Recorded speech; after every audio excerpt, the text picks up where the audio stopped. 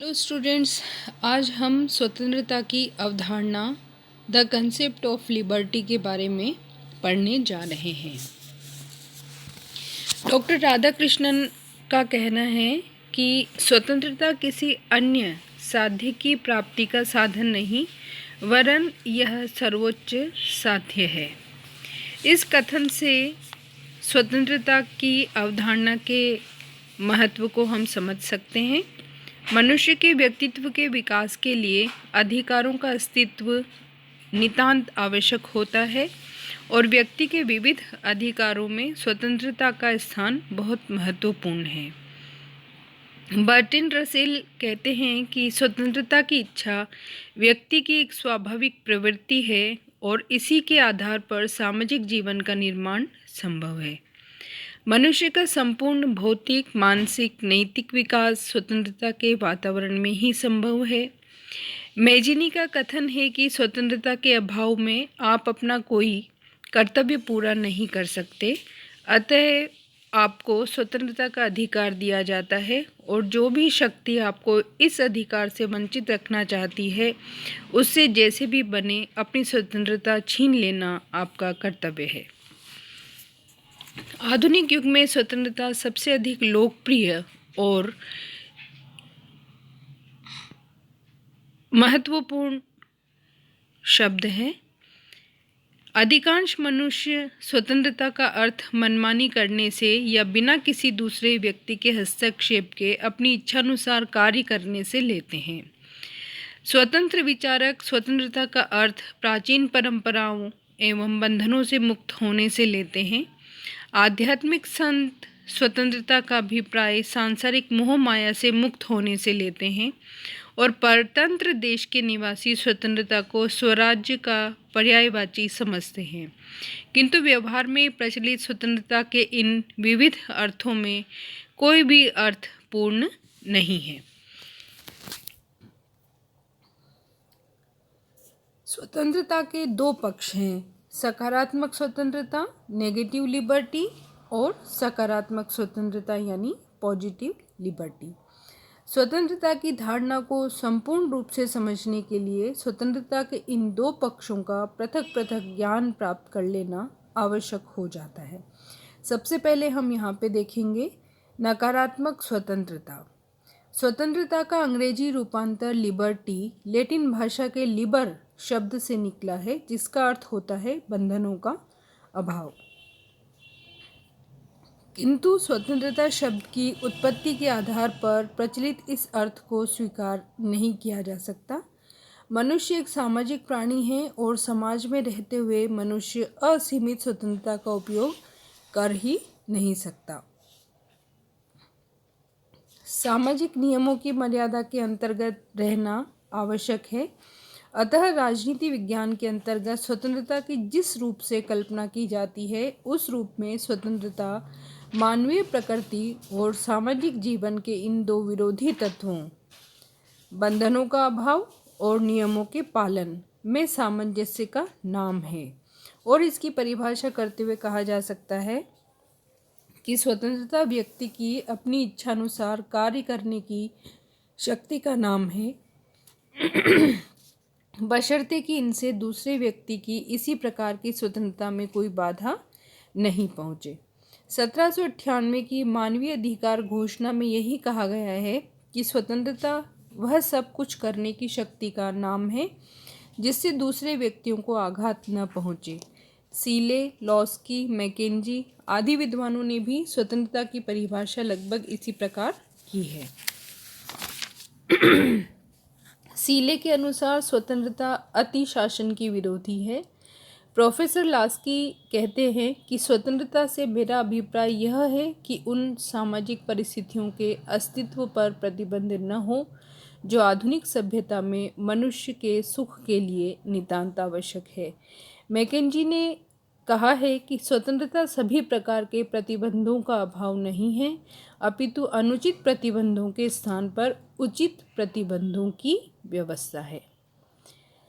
यदि हम positive liberty को देखें, सीले, फ्रीमैन, मैकेंजी आदि विद्वानों द्वारा स्वतंत्रता की जो परिभाषाएं की गई हैं, उसमें स्वतंत्रता का चित्रण अनुचित और अनावश्यक प्रतिबंधों के अभाव के रूप में किया गया है। ये परिभाषाएं स्वतंत्रता के नकारात्मक स्वरूप को प्रकट करती है, किंतु जैसा कि गैटल ने कहा है कि स्वतंत्रता का समाज में केवल नकारात्मक स्वरूप ही नहीं है वरन सकारात्मक स्वरूप भी है। स्वतंत्रता का लक्ष्य होता है व्यक्ति के व्यक्तित्व का विकास, और व्यवहार में यह अनुभव किया गया कि प्रतिबंधों के अभाव मात्र से स्वतंत्रता के लक्ष्य की प्राप्ति नहीं होती। ऐसी स्थिति में कांट और फिक्टे ने स्वतंत्रता की सकारात्मक दिशा की ओर संकेत दिए, और ब्रिटेन के आदर्शवादी विचारक T.H. ग्रीन ने विधिवत रूप से सकारात्मक स्वतंत्रता की धारणा का प्रतिपादन किया। कांट नैतिक स्वाधीनता की धारणा का प्रतिपादन करते हुए कहते हैं कि राज्य का कर्तव्य है कि वह व्यक्ति के स्वाधीनता के मार्ग की बाधाओं को बाधित करे, ऐसी बाहरी सामाजिक स्थितियों की स्थापना करे जिसके अंतर्गत नैतिक विकास संभव हो सके। फिक्टे के अनुसार कोई भी व्यक्ति समाज में रहकर ही अपनी स्वतंत्रता प्राप्त कर सकता है, अतः राज्य का प्रमुख कार्य ऐसी दशाओं का निर्माण करना है जिनमें व्यक्ति को स्वतंत्रता प्राप्त हो। सकारात्मक स्वतंत्रता की धारणा का विधिवत प्रतिपादन T.H. ग्रीन ने किया है। सर्वप्रथम तो स्वतंत्रता के सकारात्मक स्वरूप की नकारात्मक स्वरूप से भिन्नता बतलाते हुए वे कहते हैं कि जिस प्रकार सौंदर्य कुरूपता के अभाव का नाम नहीं होता, उसी प्रकार स्वतंत्रता प्रतिबंधों के अभाव का नाम नहीं है। ग्रीन स्वतंत्रता के सकारात्मक रूप को स्पष्ट करते हुए लिखते हैं कि स्वतंत्रता ऐसे कार्य करने और उपभोग करने की शक्ति का नाम है जो करने योग्य या उपभोग के योग्य हों। स्वतंत्रता का लक्ष्य व्यक्ति के व्यक्तित्व का सर्वोच्च विकास होता है। यदि राज्य इस लक्ष्य की प्राप्ति हेतु श्रम, शिक्षा, स्वास्थ्य आदि के संबंध में नियमों की व्यवस्था करता है तो इससे व्यक्ति की स्वतंत्रता सीमित नहीं होती वरन उसमें वृद्धि ही होती है। 20वीं सदी में लास्की और गार्नर जैसे विद्वानों ने सकारात्मक स्वतंत्रता की इस धारणा को अपनाया। लास्की स्वतंत्रता को मनुष्य के विकास के लिए अति आवश्यक शर्त मानते हैं। स्वतंत्रता की व्याख्या करते हुए कहते हैं कि स्वतंत्रता उस वातावरण को बनाए रखना है जिसमें व्यक्ति को अपने जीवन का सर्वोत्तम विकास करने की सुविधा प्राप्त हो। इसी तरह बार्कर ने भी स्वतंत्रता के सकारात्मक पक्ष पर बल दिया है। वह व्यक्तिगत स्वतंत्रता को सामाजिक हित के संदर्भ में देखता है। स्वतंत्रता को व्यक्तित्व के विकास की एक स्थिति मानते हुए स्वतंत्रता, समानता और न्याय में घनिष्ठ संबंध का प्रतिपादन भी बार्कर ने किया है। वर्तमान समय में राज्य के कार्यक्षेत्र के संबंध में सर्वाधिक प्रमुख रूप से लोक कल्याणकारी राज्य की धारणा ही मान्य है और यह धारणा सकारात्मक स्वतंत्रता के विचार पर आधारित है। इस प्रकार यदि हम इसके अर्थ को स्पष्ट करें तो स्वतंत्रता का तात्पर्य ऐसे वातावरण और परिस्थितियों की विद्यमानता से है जिसमें व्यक्ति अपने व्यक्तित्व का पूर्ण विकास कर सके।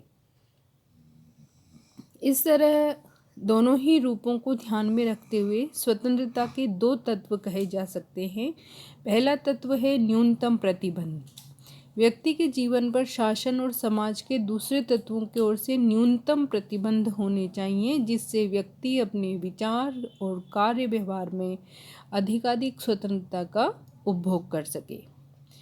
दूसरा तत्व है कि व्यक्तित्व के विकास के लिए उसे पूर्ण सुविधाएं प्राप्त हों। यह स्वतंत्रता का दूसरा तत्व है। समाज और राज्य द्वारा व्यक्ति को उसके व्यक्तित्व के विकास के लिए अधिकाधिक सुविधाएं प्रदान की जानी चाहिए। अब हम देखते हैं कि स्वतंत्रता की मार्क्सवादी धारणा क्या कहती है।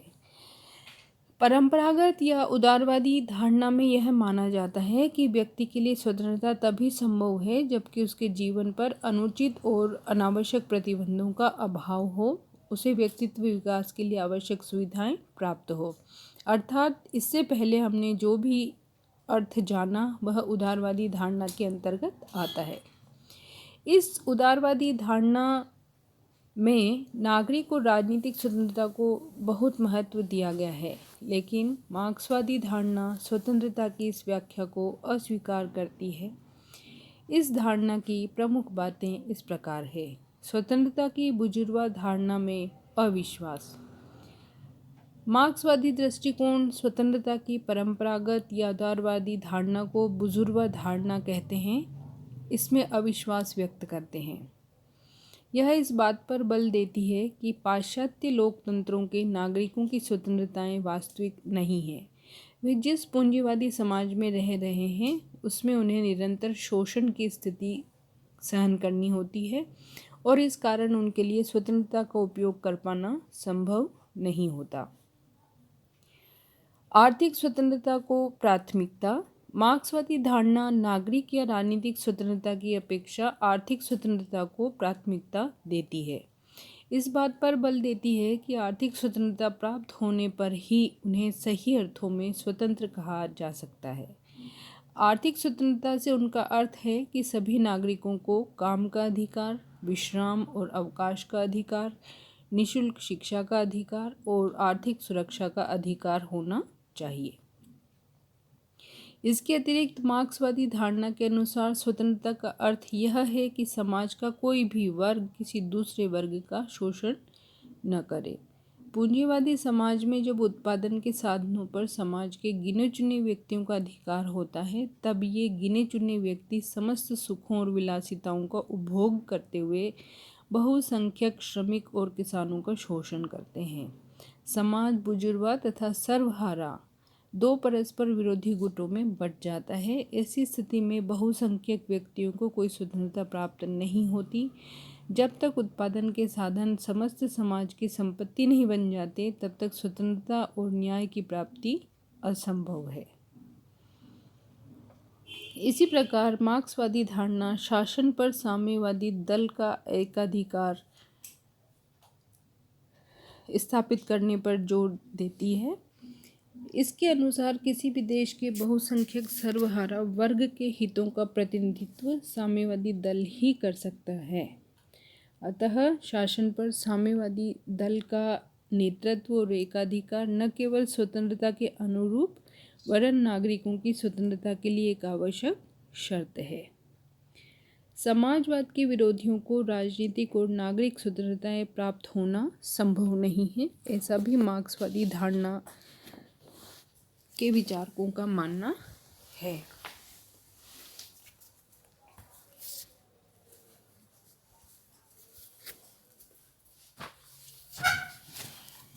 मार्क्सवादी धारणा का विश्वास है कि बहुसंख्यक नागरिकों को स्वतंत्रता समाजवादी व्यवस्था में ही प्राप्त हो सकती है।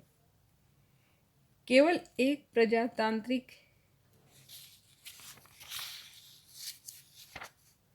समाजवाद जब स्वतंत्रता की आवश्यक शर्त है, तो समाजवाद के विरोधियों को नागरिक राजनीतिक स्वतंत्रताएं प्राप्त होना संभव नहीं है। नागरिकों को समाजवादी राज व्यवस्था की आलोचना करने या समाजवाद विरोधी संगठनों की स्थापना करने का अधिकार स्वतंत्रता की श्रेणी में नहीं आता। न्यायपालिका की स्वतंत्रता में भी मार्क्सवादी विश्वास नहीं करते। मार्क्सवाद के अनुसार न्यायालय कार्यपालिका के ही अंग हैं और उनका कर्तव्य है कि समाजवादी व्यवस्था को शक्तिशाली बनाना। इस उद्देश्य की पूर्ति के लिए न्यायपालिका को साम्यवादी दल की अधीनता में रहते हुए कार्य करना होगा। इसी तरह मार्क्स और एंजेल्स ने कल्पना की है कि पूंजीवाद के अंत के बाद सर्वहारा वर्ग के अधिनायकवाद की स्थापना होगी और इस अधिनायकवाद के माध्यम से ऐसे समाज की स्थापना के लिए प्रयत्न किया जाएगा जिसमें सभी कामगार होंगे। ऐसे समाज में शोषण की स्थिति और इस स्थिति से उत्पन्न होने वाला वर्ग विभेद समाप्त हो जाएगा। स्वतंत्रता के संबंध में ये सभी मार्क्सवादी दृष्टिकोण से संबंधित विचार एकांगी हैं। व्यवहार के अंतर्गत समाजवादी राज्यों में नागरिक और राजनीतिक स्वतंत्रताओं को बहुत अधिक सीमित कर दिया गया है, जिसे आदर्श स्थिति नहीं कहा जा सकता। अब हम देखेंगे कि स्वतंत्रता के प्रकार क्या क्या हैं? फ्रांसीसी विद्वान मॉन्टेस्क्यू ने कहा है कि स्वतंत्रता के अतिरिक्त शायद ही कोई ऐसा शब्द हो जिसके इतने अधिक अर्थ होते हैं और जिसने नागरिकों के मस्तिष्क पर इतना अधिक प्रभाव डाला हो। इस कथन का कारण है कि राजनीति विज्ञान में स्वतंत्रता के विभिन्न रूप प्रचलित हैं, जैसे प्राथमिक स्वतंत्रता, व्यक्तिगत स्वतंत्रता, नागरिक स्वतंत्रता।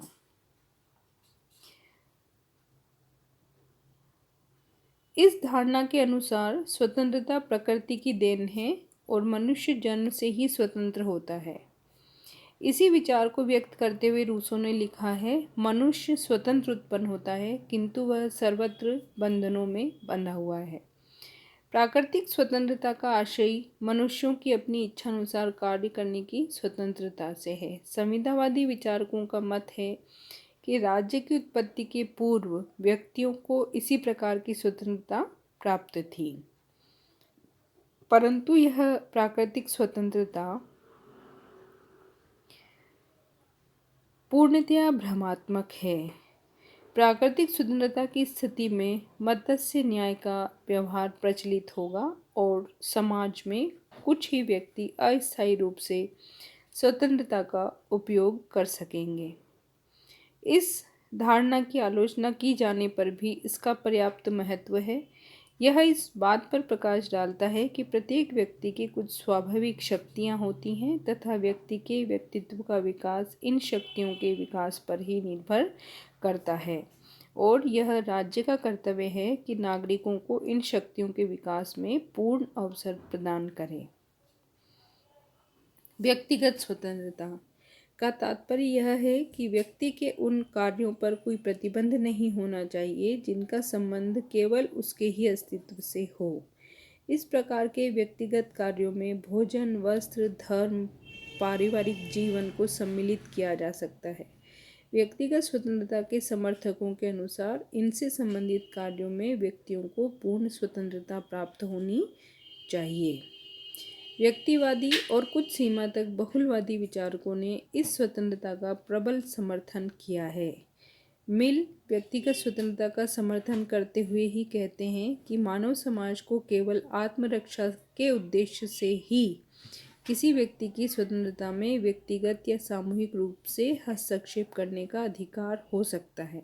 अपने ऊपर, अपने शरीर, मस्तिष्क और आत्मा पर व्यक्ति स्वयं प्रभु है। इसमें कोई संदेह नहीं है कि व्यक्ति का आदर किया जाना चाहिए, लेकिन वर्तमान समय में सामाजिक जीवन इतना जटिल हो गया है कि व्यक्ति के कौन से कार्य स्वयं उससे ही संबंधित हैं, इस संबंध में कुछ नहीं कहा जा सकता। अनेक बार ऐसा भी होता है कि सार्वजनिक स्वास्थ्य, शालीनता और व्यवस्था के हित में व्यक्ति की भोजन संबंधी, वस्त्र संबंधी, धार्मिक स्वतंत्रता को प्रतिबंधित करना पड़ता है। समाजवादी विचारधारा का तो आधार ही यह है कि व्यक्ति के सभी कार्य प्रत्यक्ष या परोक्ष रूप से समाज पर प्रभाव डालते हैं, अतः समाज के पास इन कार्यों को नियमित करने की शक्ति होनी चाहिए।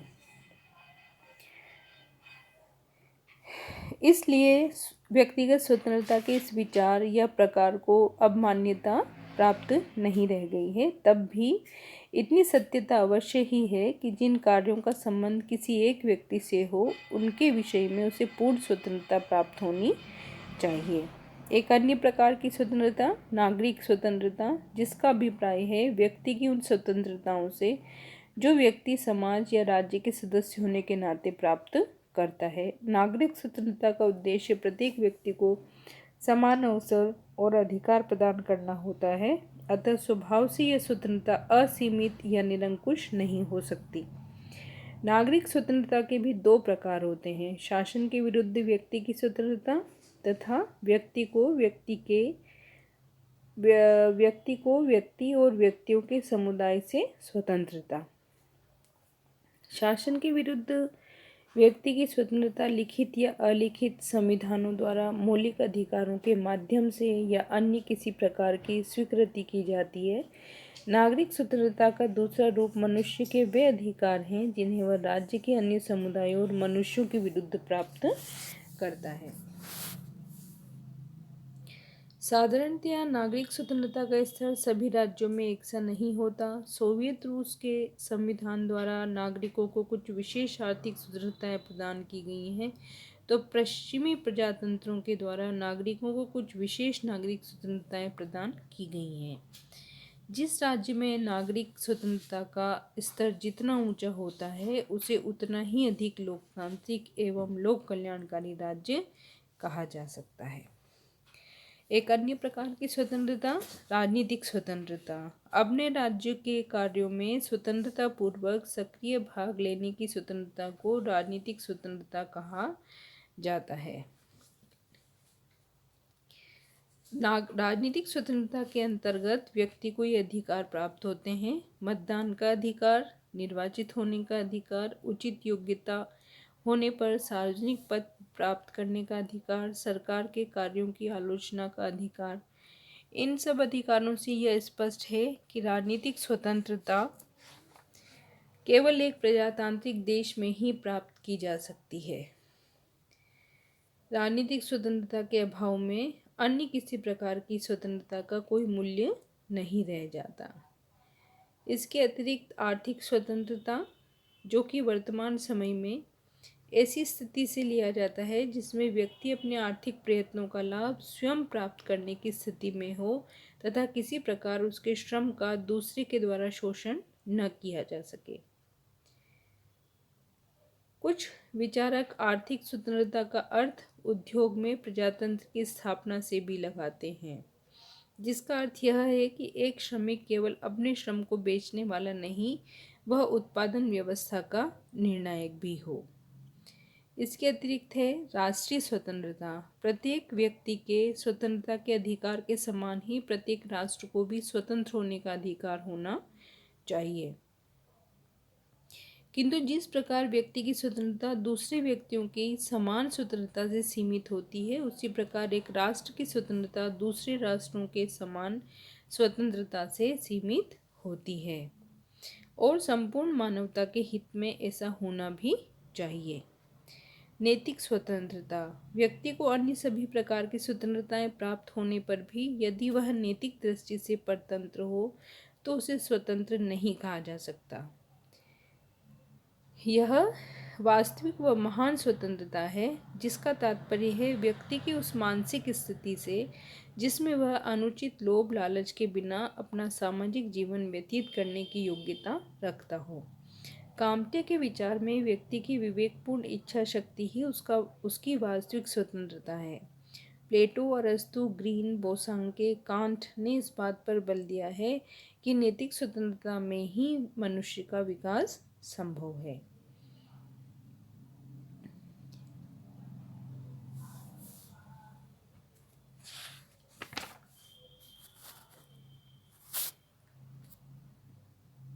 अब हम देखेंगे कि स्वतंत्रता के लिए क्या क्या दशाएं होना आवश्यक है। स्वतंत्रता का संरक्षण परम आवश्यक है। स्वतंत्रता प्राप्त करना कठिन है, किंतु उससे भी कठिन कार्य है स्वतंत्रता को बनाए रखना। जो व्यक्ति अथवा राष्ट्र अपनी स्वतंत्रता की सुरक्षा के लिए आवश्यक प्रयत्न नहीं करते, उनकी स्वतंत्रता को सदैव खतरा बना रहता है। अतः स्वतंत्रता की सुरक्षा के लिए निम्न दशाओं का होना आवश्यक है। पहला है मौलिक अधिकार। स्वतंत्रता के लिए सबसे अधिक महत्वपूर्ण आवश्यकता है कि नागरिकों के मौलिक अधिकारों की स्पष्ट व्याख्या की जाए, उन्हें संविधान में स्थान दिया जाए, उन्हें कानूनी संरक्षण प्राप्त हो।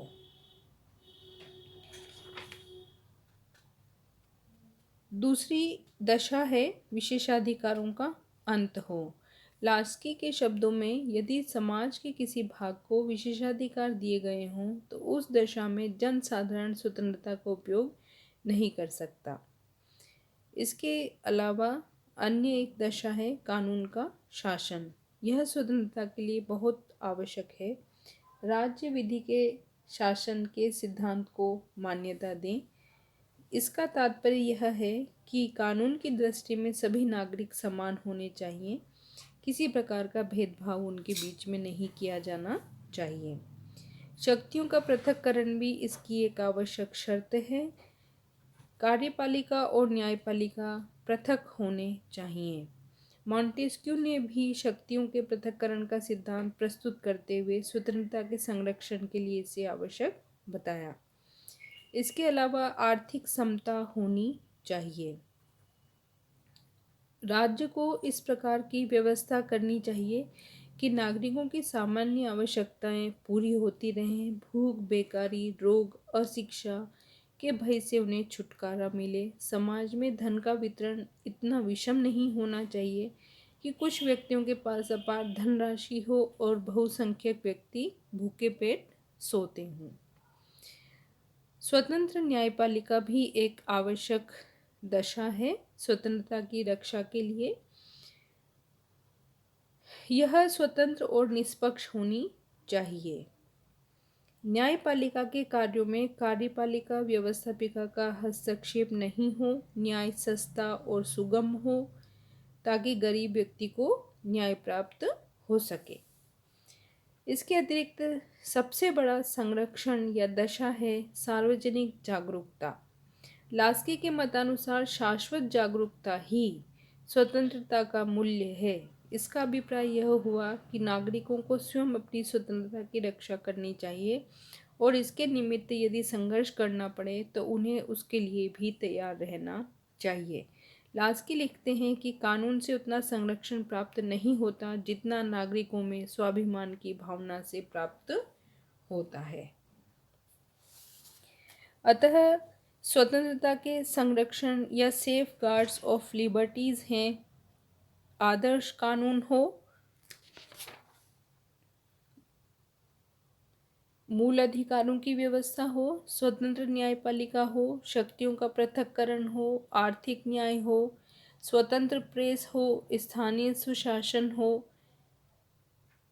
लोकतंत्रीय शासन हो। इन सब से स्वतंत्रता को संरक्षण प्रदान किया जाना चाहिए।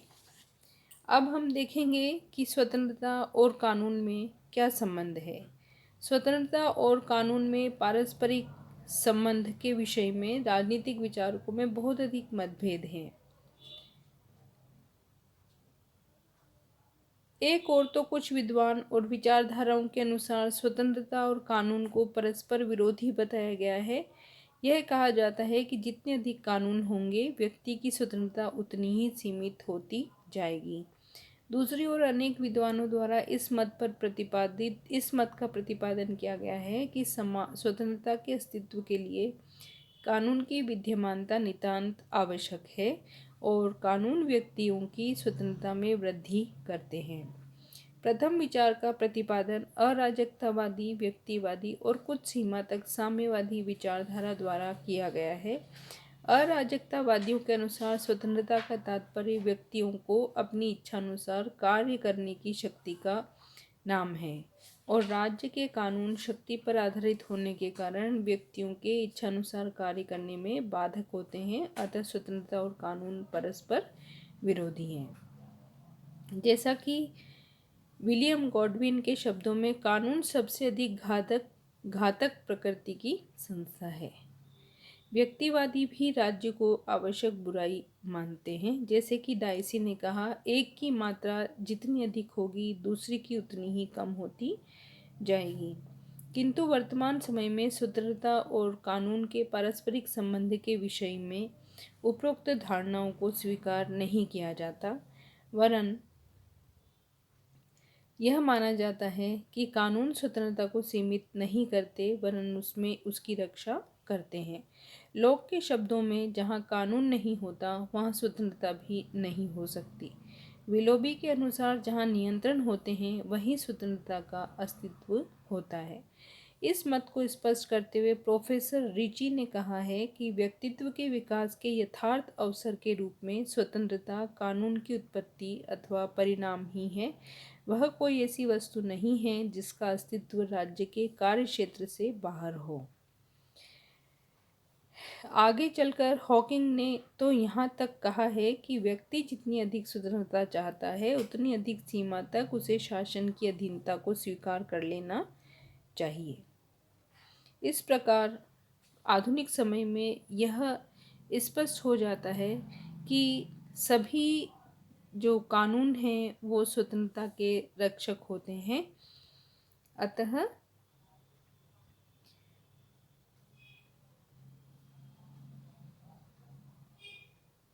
यह स्पष्ट होता है कि यदि राज्य का कानून जनता की इच्छा पर आधारित है तो स्वतंत्रता का पोषण होगा, और यदि वह निरंकुश शासन की इच्छा का परिणाम है तो स्वतंत्रता का विरोधी भी हो सकता है। अब यहाँ आपका यह अध्याय खत्म होता है। इसके बाद हम नेक्स्ट चैप्टर को पढ़ते हुए फिर मिलेंगे। तब तक आप स्वस्थ रहिए, मस्त रहिए।